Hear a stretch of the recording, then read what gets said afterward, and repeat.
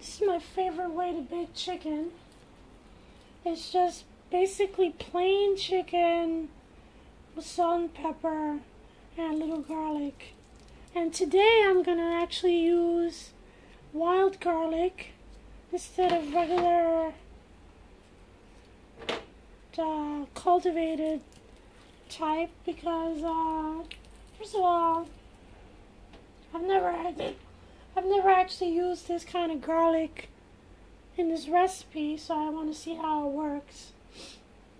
But I'm fairly confident that it's gonna work really nicely because you don't really cut the garlic. I'm just gonna crush it a little bit because that's the best way to crack it open. These little heads, these little garlic cloves are so minuscule, but they pack such a punch.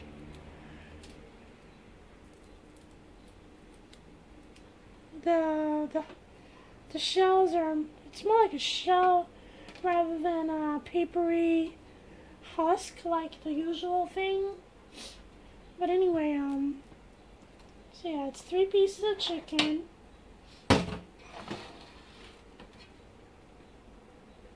I put some salt and pepper on that side, and just kind of gonna press the garlic in, flip it,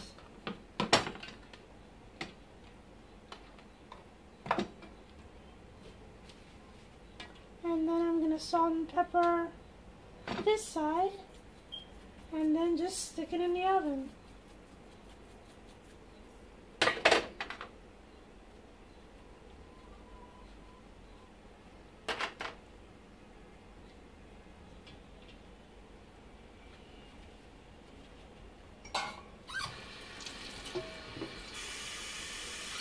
Put a little bit of water on the bottom just to make sure it doesn't burn. And then I cover it and put it to bake for about half an hour at least in the oven. And then I take the lid off.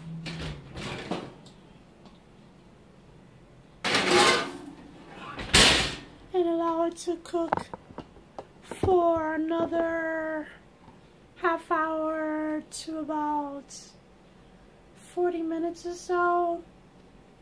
Sometimes I let the chicken bake a total of about an hour and a half. You'll be able to tell when it's ready because the chicken has a very weird smell when it's cooking. It smells a little peculiar.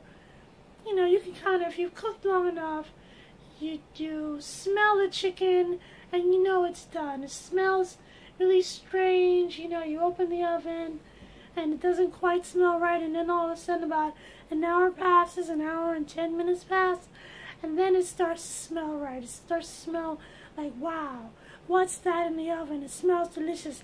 Let's eat it now. You know, that kind of thing. So anyway, it's gonna bake for at least half an hour, and then I'm gonna take the lid off. Oh, remember that amazing beets that I picked this morning?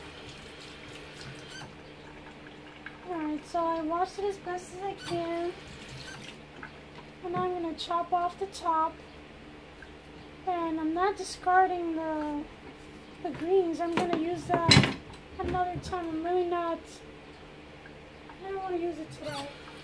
I'll probably use it another day, chop it up with some kale and have like a mixed green saute or something like that.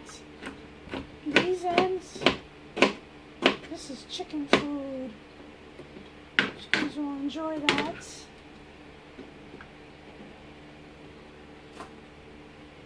And this I'm just gonna like cut into big cubes. Isn't that beautiful? Look at that color. This is winter, what is it? Winter keeper beet, or it's also called Lutz green leaf because Usually beets have like a reddish maroon colored beet leaf, but these are green, so that's why it's called Lutz green leaf. I think it's a German variety. Anyway, I'm just gonna put them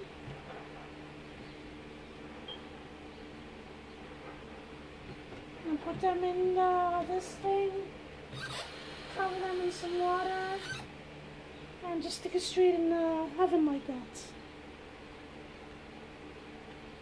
Okay, so I decided I would cover it before sticking it in the oven.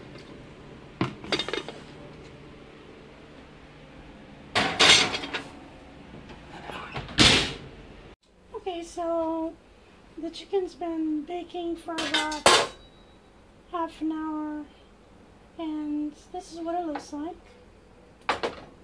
I'm gonna take a little bit of, I'm just gonna, what do you call it, baste it a little bit, make sure that it stays moist, just a little bit. You don't have to spend hours doing that. And then I'm gonna stick it right back in the oven. So, it's almost done. So right now I'm looking for the little garlic clove, and it's nice and tender. I'm just gonna crush it. Toss that. Let's see. There it is.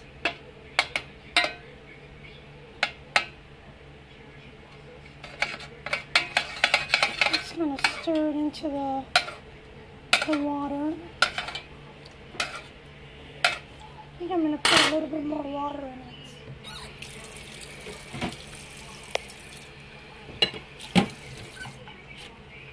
Just a little bit more. Make sure it doesn't burn on the bottom.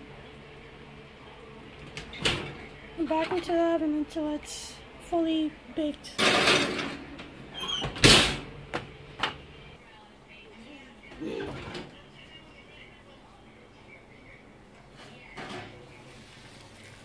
Chicken is done.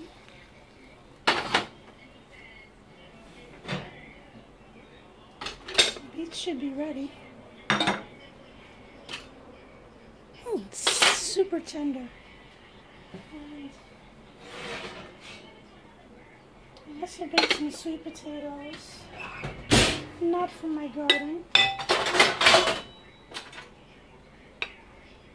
Super duper tender.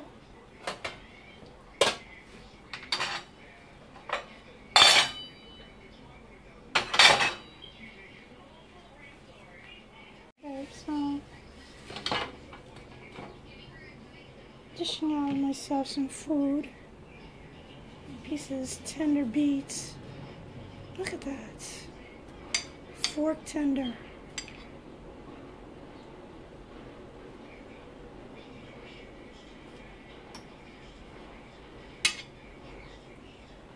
Everything is plain. I don't really like a lot of seasoning. I don't put salt in my vegetables. Looks good to me. Thanks for watching.